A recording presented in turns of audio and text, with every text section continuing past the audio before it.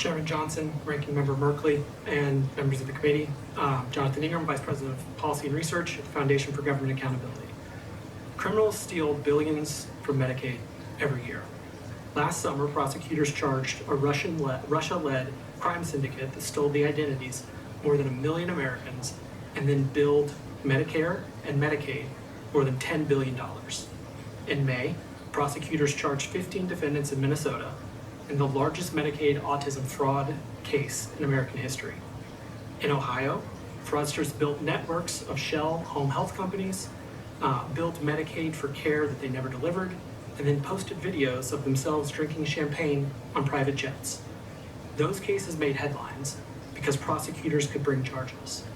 Many Medicaid losses never get that far. Bureaucrats wrote rules that enroll people without verifying eligibility and pay providers that nobody has screened. It's fraud by design. The fraud has two faces: criminal syndicates billing from overseas, and rules quietly manipulated from cubicle. But the victims are the same. American families pay their taxes, trusting Congress to spend their money carefully. And the people this program was built for, senior citizens, pregnant women, children with disabilities, are left competing for resources that were stolen or diverted by bureaucrats before they ever arrived. Start with the scale. More than 1 in 5 Medicaid dollars is spent improperly.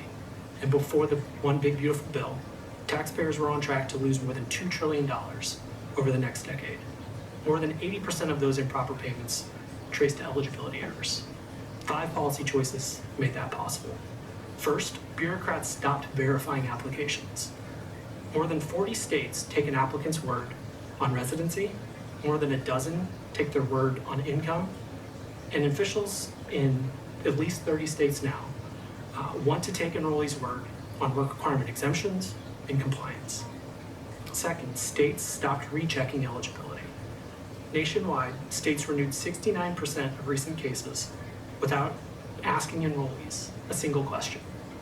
North Carolina renewed 99.5% of their 2.2 million cases this way.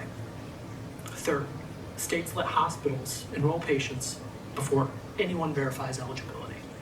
In California, hospitals deemed nearly 500,000 people presumptively eligible for Medicaid.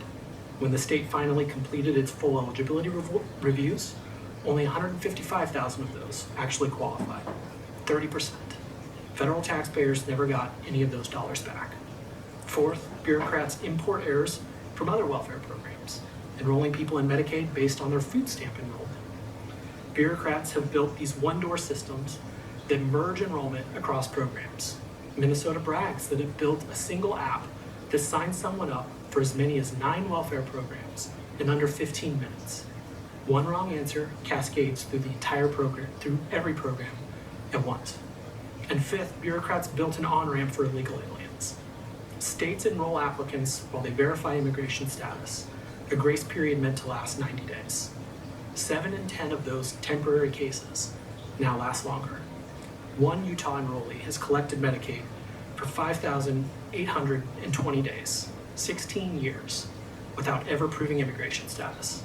Enrollment through this loophole grew more than 400% under the Biden administration. The results match the design. Federal auditors have flagged millions of ineligible and potentially ineligible enrollees. Providers get the same free pass. Federal law requires states to rescreen every Medicaid provider at regular intervals. Illinois went 3 years without rescreening a single one, and some providers have gone 17 years without a revalidation. When CMS forced Minnesota to rescreen nearly 6,000 high-risk providers, the state disenrolled more than 62% of them. They failed background checks, they failed site visits, and they refused to turn over information. And when investigators do catch providers, states keep paying them anyway. States are supposed to suspend payments to any provider who's credibly accused of fraud. New York issued waivers to keep paying 96% of them. Massachusetts suspended payments for fewer than 1 in 10. So why do states run their programs this way? It's the money. Every dollar a state spends on Medicaid draws at least $1 federal, and Obamacare supercharged that math.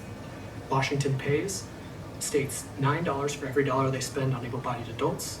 As Dr. Blaze mentioned, an average of $1.33 on the truly needy.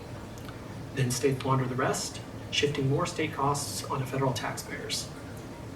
So bureaucrats treat federal dollars, Medicaid, as free stimulus. They treat stopping fraud as budgetary malpractice. Every dollar of fraud that they stop is a dollar less of free federal money coming into the state. Many go further and game the match itself, misclassifying enrollees into Obamacare expansion to claim the higher rate. Bureaucrats designed this fraud over decades, but Congress can fix it. Require states to verify identity, income, immigration status before enrollment, not after. Require eligibility reviews and provide a rescreening on schedules that states cannot ignore. And end the funding formula that pays states more to cover able-bodied adults than children with developmental disabilities. Thank you.